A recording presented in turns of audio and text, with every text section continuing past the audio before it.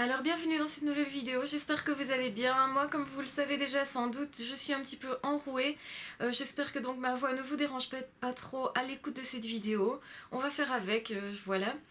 Alors, je voulais répondre à certaines questions qui m'ont été posées. Ce sont des questions d'ordre général qui, je pense, peuvent intéresser tout le monde. Alors, on m'a demandé mon avis sur est-ce qu'un thérapeute non surdoué pourrait effectivement être efficace pour traiter la surdouance.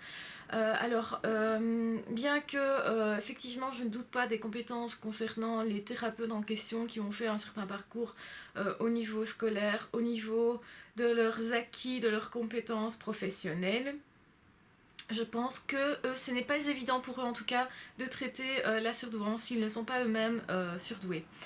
Alors effectivement, c'est extrêmement compliqué pour quelqu'un qui n'est pas surdoué de comprendre le fonctionnement d'un surdoué. Je leur tire mon chapeau premièrement parce que je trouve que effectivement déjà se comprendre soi-même quand on est surdoué, c'est déjà pas quelque chose de facile. Comprendre l'autre non plus. Maintenant, s'il fonctionne comme nous, effectivement, on a beaucoup plus tendance à les détecter. Je pense qu'il y a seulement les surdoués peuvent détecter vraiment de façon facile, en tout cas, un autre surdoué. Ça ne veut pas dire que ceux qui ne le sont pas ne peuvent pas les détecter, bien au contraire, mais ça veut dire simplement que pour vraiment traiter de façon thérapeutique un surdoué, je pense qu'il faut connaître assez bien la surdouance et en connaître les moindres recoins. En l'ayant vécu jour après jour, c'est forcément plus facile d'accompagner quelqu'un qui va le vivre effectivement jour après jour, même si donc deux surdoués ne fonctionnent pas nécessairement en tout point pareil. Il y a effectivement des différences au niveau de la personnalité, au niveau des circonstances, au niveau familial, etc. etc. Et donc, je pense que ce n'est pas évident, effectivement, et je tire mon chapeau aux personnes qui essayent en tout cas, parce que je pense que ce sont des personnes qui ont vraiment beaucoup de cœur, parce que se pencher sur la surdouance, alors qu'on n'y est pas obligé, puisque c'est ça au fond, hein, puisqu'on n'est pas obligé d'aller dans ce chemin-là, ça équivaut un petit peu à marcher sur un terrain solide et puis tout d'un coup vouloir aller dans un terrain qui ne l'est plus. Ça demande énormément de courage, énormément de cœur, donc je remercie ces personnes-là parce que ce sont de véritables cadeaux pour les surdoués. Je pèse mes mots. Euh, Même si je pense qu'un thérapeute qui est surdoué sera plus efficace parce que forcément ça ira plus de soi-même. Euh, il aura beaucoup plus facile de toute façon pour accompagner quelqu'un qui fonctionne comme lui que quelqu'un qui ne fonctionne pas comme ça, parce qu'évidemment il y a toutes les frustrations de ne pas fonctionner pareil qui peuvent s'installer entre le surdoué et le thérapeute qui n'est pas surdoué. Voilà, je pense que effectivement un thérapeute surdoué sera mieux placé de toute façon pour orienter une personne surdouée également. Mais franchement, je salue cette qualité de cœur parce qu'elle vaut vraiment le détour de tous les thérapeutes qui essayent, qui se penchent sur la question, qui comprennent qu'il y a effectivement un travail à faire à ce niveau-là. Et que il y a un énorme travail même, et que de toute façon on ne sera à mon avis jamais assez nombreux au niveau des thérapeutes surdoués pour travailler là-dessus pour chaque personne surdouée. Je pense que c'est vraiment un domaine qui reste encore à explorer, qui reste encore presque vierge, je vais dire. Et donc vraiment, j'encourage ces personnes qui se posent la question de la surdouance sans l'être, de continuer leur démarche, euh, parce que c'est vraiment extraordinaire comme démarche. Et donc voilà, je voulais saluer ça, ça mérite vraiment la difficulté que c'est. Je connais la difficulté que c'est justement, même pour quelqu'un qui l'est. Donc pour un thérapeute qui ne l'est pas, je trouve que la difficulté de s'attaquer à un tel problème est vraiment à saluer et à honorer. Voilà, enfin, voilà, je pense que le message est passé, donc je vais m'attaquer à une autre question. On me pose énormément la question de savoir si je peux donner des noms de prestataires qui sont aptes à traiter les surdoués. Eh ben non, je ne peux pas, je travaille seule. Si je fais ces vidéos, c'est certainement pas pour avoir plus de patients, pour prendre des personnes davantage en consultation, c'est pas le but. Je pense que beaucoup de personnes n'ont peut-être pas encore compris cela. Je fais des vidéos justement parce que la demande est très forte au niveau d'avoir un suivi thérapeutique pour les surdoués. Malheureusement, dans la pratique, je n'ai que 24 heures sur une journée. Je travaille pour un employeur, donc la plupart du temps, je ne décide pas de mon emploi du temps. Et donc, effectivement, il y a un manquement à ce niveau-là qui est que j'ai essayé de combler, en tout cas en faisant des vidéos pour tout un chacun. Je ne sais pas si vous pouvez regarder le nombre de personnes qui se sont déjà abonnées à cette chaîne en quelques mois, parce qu'en réalité, je rappelle que je débute aussi à ce niveau-là, au niveau des vidéos. Euh, Même si j'ai déjà fait quelques petits écrits sur la surdouance, on peut pas dire que que j'ai tellement d'heures de vol. Au final, je n'ai pas des années de vol là-dedans, contrairement à ce qu'on pourrait croire, même si, bon, évidemment, j'ai beaucoup travaillé là-dessus pour moi-même, en fait. Mais peu finalement pour apporter de l'aide aux autres, et donc c'est en étant arrivé à une certaine étape qu'on se dit qu'on peut effectivement être efficace pour les autres et qu'il n'y a vraiment pas de quoi priver les autres de ce chemin-là. Voilà ma démarche. Je suis consciente que ce n'est peut-être pas suffisant, mais je pense que c'est déjà pas mal. Que vous pouvez prendre la balle au bond, d'aller plus loin par vous-même, et que de toute façon chacun a les ressources nécessaires, en tout cas tous les surdoués ont les ressources nécessaires pour continuer le chemin. Ils doivent simplement se faire confiance et éviter de paniquer face aux éventuelles révélations qui résonneraient comme un coup de tonnerre en eux. Je pense que justement, là est votre chemin. Moi, je suis là pour montrer la voie. Je peux pas, par contre, prendre tout le monde un à un, répondre à tout le monde un à un. C'est pas très possible. Surtout qu'on devient, au fur et à mesure des jours, toujours de plus en plus nombreux sur cette chaîne. Donc voilà, je ne peux pas faire des promesses que je ne tiendrai peut-être pas. Donc voilà, pour l'instant, je ne promets rien. Je promets juste de continuer les vidéos, d'essayer au mieux, en tout cas, de vous aider, chemin par chemin, bout de chemin par bout de chemin plutôt. Voilà, alors sinon, je voulais répondre à une autre question qui concerne l'hypersensible, en fait, qui concerne tous les surdoués également. Je pense qu'il y a énormément de personnes qui disent mais comment est-ce possible qu'alors certaines personnes ne soient qu'hypersensibles, etc. Alors justement, je me demande justement si les hypersensibles ne se nient pas un petit peu dans le sens où ils seraient d'une autre façon surdoués, mais ils le seraient aussi. En tout cas, ils ont un fonctionnement qui est très proche, ça c'est très clair. Et je voudrais refaire le point sur le fait que justement on attribue énormément de pouvoir au QI. Donc c'est-à-dire que les surdoués eux-mêmes, pour se détecter, vont se dire voilà, si je réussis le test de QI, ça veut dire que je suis surdoué. Si je ne réussis pas, ça veut dire que je ne le suis pas. Faut pas oublier que le test de QI n'a pas été créé pour ça. D'un point de vue, donc il faut se remettre un petit peu dans l'ambiance de la création du test de QI, qui a été faite vraiment pour détecter les enfants qui avaient des problèmes pour suivre au niveau scolaire. Donc il faut savoir qu'il ne mesure qu'une chose, c'est uniquement l'intelligence scolaire, l'intelligence froide. Et il y a énormément de facettes à l'intelligence, et je pense sincèrement que tout simplement nous n'avons pas encore assez de données pour détecter toutes les personnes qui sont surdouées. Donc il y a forcément des personnes qui passent entre les mailles du filet. Je pense que le meilleur testing que nous puissions faire, c'est lorsque nous ne savons pas en fait que nous sommes surdoués, quand on va voir un thérapeute à ce niveau-là et qui nous détecte surdoués, à ce moment-là, effectivement, on a plus de chances que les autres, parce que comme on n'est pas encore dans un questionnement sur la surdouance, normalement, quand on passe le test, on a normalement moins peur, on y engage moins de sentiments, on a plus de chances en fait de le réussir tout simplement parce que l'émotionnel n'a pas pris trop le dessus. Je dis n'a pas pris trop le dessus parce que forcément l'émotionnel va jouer aussi. Il va forcément y avoir des hésitations sur les questions, des pertes de temps inutiles, des manques de confiance en soi qui vous font dire mais non, je ne peux pas continuer ce test, il faut que je vérifie l'ancienne question, à mon avis il y avait un lien ou j'ai oublié quelque chose, etc. Donc tout ce qui fait qu'en fait ça diminue le score du test de QI sans pour autant ça diminue vraiment votre intelligence, puisque l'intelligence elle est là où elle n'est pas là, il n'y a pas de possible biais à ce niveau-là. Mais donc vraiment il faut tenir compte de l'attitude donc lors de la passation, mais il faut tenir compte aussi pas que de ça. Il y a vraiment une question de personnalité, de vécu qui fait partie du critère du surdoué. La manière de se positionner par rapport aux événements, la manière de vivre ses sentiments, ce n'est pas uniquement que de l'intelligence scolaire qui peut détecter le surdoué. C'est une partie, ce n'est qu'une petite partie en réalité, et je pense qu'on attribue trop d'importance à cette partie-là. Je dis pas que ça n'en a pas eu. Évidemment, quand on découvre un QI de plus de 130, forcément ça veut dire quelque chose, forcément on peut avoir une intuition forte que la personne va s'inscrire dans la surdouance. Et pas forcément, hein, puisque ça peut être un autre type d'intelligence. Mais justement, je vais dire que ce n'est qu'un critère et donc il faut le remettre à sa juste place.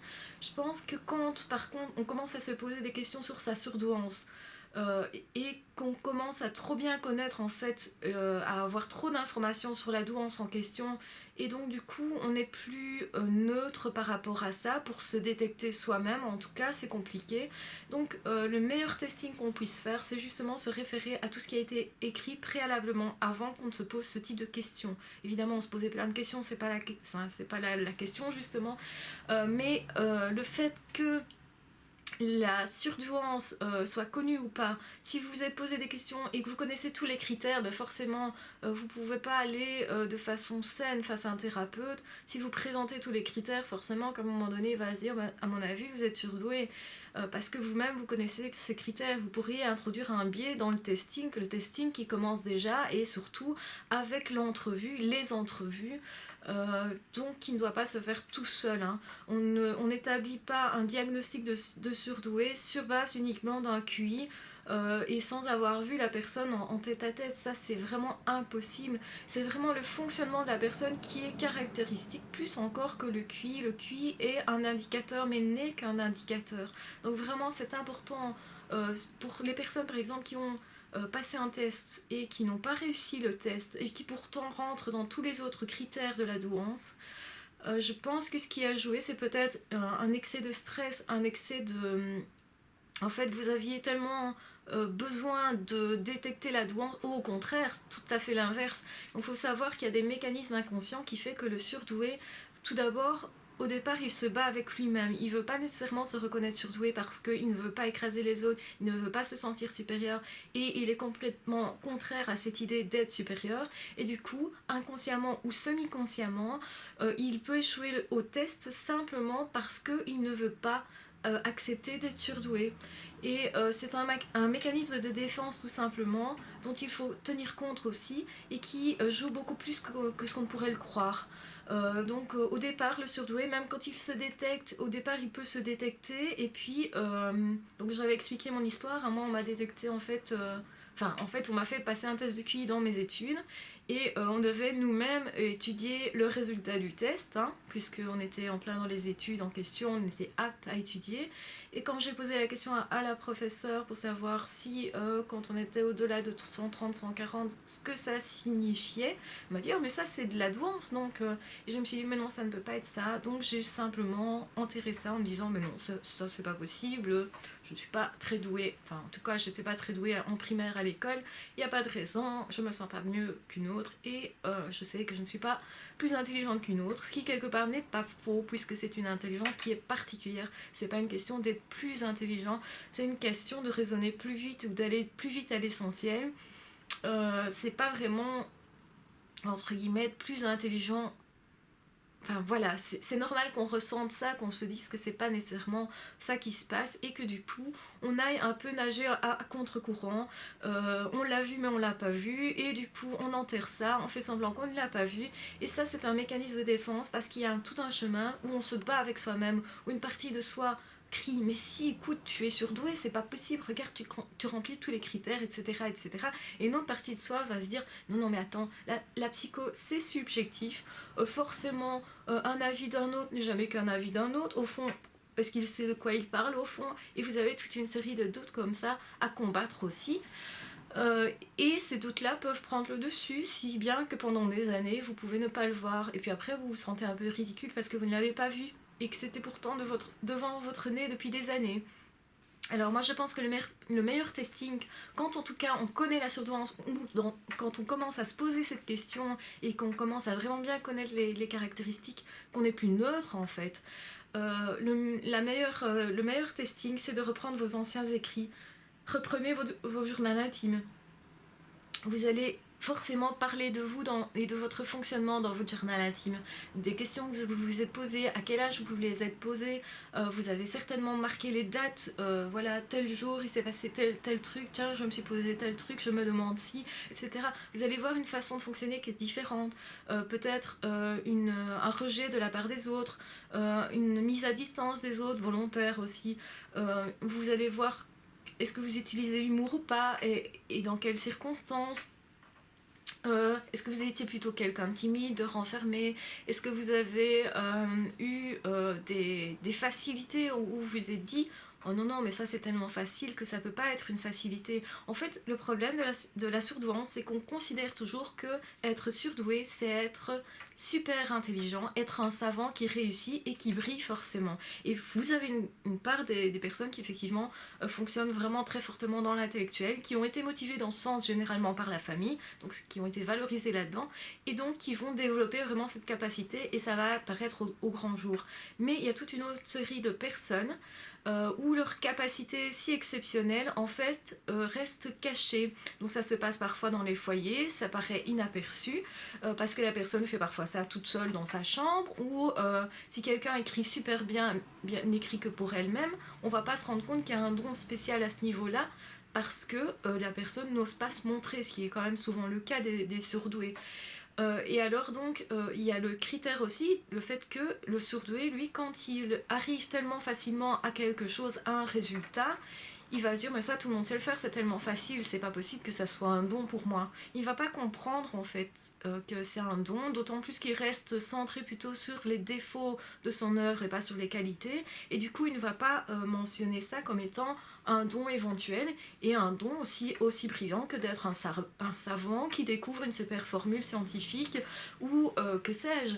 Donc voilà, je pense qu'il y a beaucoup de surdoués qui ne sont pas détectés à cause de ça et qui ne peuvent pas s'identifier comme étant un savant justement. Et donc qui refoulent ça, qui enterrent ça, qui voilent ça, parce que je pense que c'est pas tout à fait refoulé. C'est une question qui reste quand même et qui peut-être de temps en temps va revenir. Et puis à un moment donné, ça va devenir lancinant, juste avant en fait que la prise de conscience se fasse. Et c'est vraiment une prise de conscience qui doit se faire et on doit s'avouer à nous-mêmes être surdoué. Je pense que le plus dur c'est de se l'avouer à soi-même. Qu'on l'avoue aux autres ou pas, on s'en fiche un petit peu, parce que de toute façon les autres ils vont garder la même attitude que ce qu'ils ont toujours eu. C'est pas parce que vous détectez et que vous arrivez à accepter ça que les autres vont nécessairement changer leur positionnement. Ils vont changer leur positionnement par contre à partir du moment où vous vous acceptez vous-même, à partir du moment où vous n'avez plus de soucis quand vous voyez par exemple des familles qui passent parce que ces personnes se sont mariées tôt, ont eu des enfants tôt et que vous n'avez pas eu ça, vous n'avez peut-être plus de problème avec ça non plus et donc votre position va être différente, ce qui va permettre aux autres d'avoir une autre position. Donc voilà, ce que je veux dire par là, c'est que beaucoup de surdoués ne sont pas détectés ou ne se détectent pas, ne se reconnaissent pas là-dedans. Enfin si, ils se reconnaissent par toute une série de critères, mais la finalité et la conclusion, ils n'en veulent pas. Parce que justement, ils se disent que déjà, ils se sont toujours sentis bêtes depuis tout petit. Bon, ça c'est très courant. Et en plus, ils voient beaucoup leurs défauts parce qu'ils sont perfectionnistes. Et pour effectivement devenir de plus en plus intelligents, on le sait tous, c'est aussi un travail. Ce n'est pas juste une capacité de départ, il y a aussi un travail qui se fait derrière. Et la personne peut effectivement s'améliorer tous les jours parce qu'elle a la capacité de s'améliorer. Donc ça, c'est vraiment le potentiel en question qui est là et qui peut servir ou ne pas servir au final. Mais la personne, donc que la personne devient un savant et brille en société pour qu'elle soit vraiment détectée et qu'on la reconnaisse, parce que c'est une reconnaissance extérieure, pas intérieure, alors euh, à ce moment-là, il faut qu'il y ait eu tout un trajet et tout un travail de longue haleine. Et les enfants qui, comme ça, sont désignés savants, généralement, il y a eu un travail de longue haleine derrière qui s'est fait sous forme de jeu souvent. Quelqu'un qui compte très facilement, bah, il s'est amusé tous les soirs à compter et bon, au bout d'un an, ça fait déjà des heures et des heures et des heures d'entraînement et forcément comme il y a une aptitude, forcément ça va se voir. Maintenant pour que cette aptitude-là se voit, il faut déjà qu'il y ait un travail, qu'il y ait une faculté derrière, mais qui n'ait pas été inhibé. Donc c'est un petit peu ça la différence entre quelqu'un qui va briller à l'école et quelqu'un d'autre. Et puis il y a une différence aussi au niveau de la sentimentalité. Est-ce que c'est d'abord les sentiments qui vont primer? Est-ce que c'est d'abord l'intelligence? Est-ce que c'est un mélange des deux? Où est-ce qu'on se situe? On a toute une série d'émotions, mais les émotions, est-ce qu'on s'en sert, est-ce qu'on ne s'en sert pas, est-ce que c'est important, est-ce que c'est pas important, est-ce qu'on les renie un petit peu ou pas, est-ce que... Enfin voilà, tout ça est lié aussi au domaine dans lequel on va grandir, à la famille, à l'entourage, etc. Donc voilà, je pense que cette vidéo est déjà assez longue. Je répondrai encore à d'autres questions en vidéo, donc pas de problème pour ça. Voilà, je vais vous laisser ici. J'espère que ma voix faiblit un peu, donc c'est un petit peu pour ça aussi. Mais j'espère que cette voix ne vous aura pas trop ennuyé et je vous retrouve de toute façon à très vite pour d'autres vidéos. Bye bye.